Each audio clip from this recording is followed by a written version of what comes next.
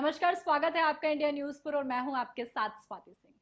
महाराष्ट्र में एनसीपी में आए सियासी भूचाल के बाद सबसे ज्यादा बिहार और यूपी को लेकर चर्चाएं की जा रही है। बीजेपी समर्थक दलों का दावा है कि जो एनसीपी के साथ हुआ वो यूपी में अखिलेश यादव की समाजवादी पार्टी के साथ भी हो सकता है।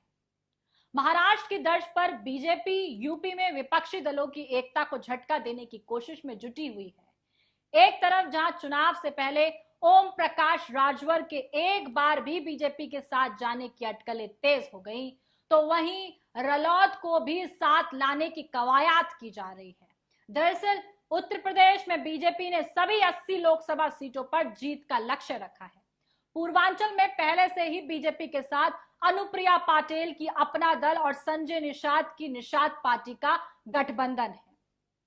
वहीं चर्चा है कि 2024 से पहले ओम प्रकाश राजभर फिर से बीजेपी के साथ आ सकते हैं।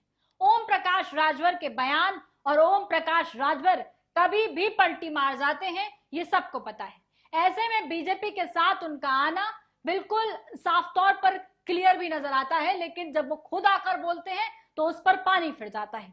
कहा जाता है कि मौसम जिस तरीके से बदलता है, नेता भी बहुत जल्दी उस तरीके से बदल जाते हैं। ये एनसीपी में देखा गया और अब इसका खेल यूपी में ना हो जाए, इसको लेकर भी अटकलें हैं। वो दिल्ली में 2 बार अमित शाह से मुलाकात भी कर चुके हैं। अगर ऐसा हुआ तो पूर्वांचल में बीजेपी काफी मजबूत स्थिति में आ जाएगी।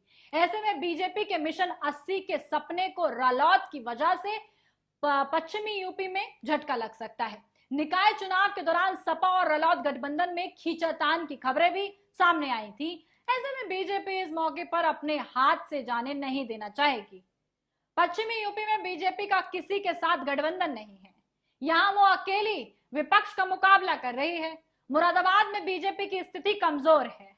2019 में भी इसी इलाके में बीजेपी को हार का सामना करना पड़ा था। खबरों की माने तो बीजेपी ने ऑपरेशन रलौद शुरू भी कर दिया है। हालांकि इसे लेकर अभी ज्यादा हलचल देखने को नहीं मिल रही है।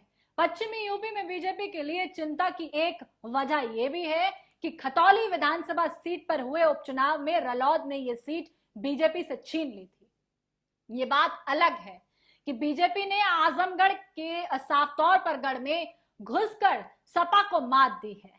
निकाय चुनाव में भी बीजेपी को पहले से ज्यादा सीट मिली, पर जाट लैंड में पैर जमाने में बीजेपी को अब तक मशक्कत करनी पड़ रही है।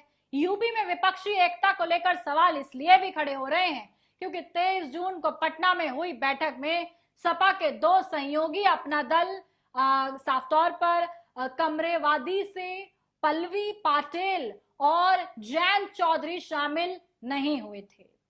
जयंत ने इसके पीछे पहले से निर्धारित कार्यक्रम की वजह बता दी। अगर रलौद बीजेपी के साथ आती है तो यूपी में बीजेपी के विजय रथ को रोकना विपक्षी एकता के लिए मुश्किल भरा हो जाएगा। जयंत चौधरी की बात कर ले तो वो लगातार दावा कर रहे हैं कि वो विपक्ष के साथ हैं। यही नहीं, उन्होंने ये भी कहा है कि वो विपक्ष की अगली बैठक का हिस्सा होंगे, लेकिन पहली बैठक में वो शामिल नहीं हुए थे। ऐसे में यूपी की राजनीति को एनसीपी से जोड़ा जा रहा है। अगर एनसीपी वाला हाल यूपी में होता है तो यूपी में सियासी भूचाल आना तय है। चुनाव से पहले यूपी में कोई भी खेला हो सकता है।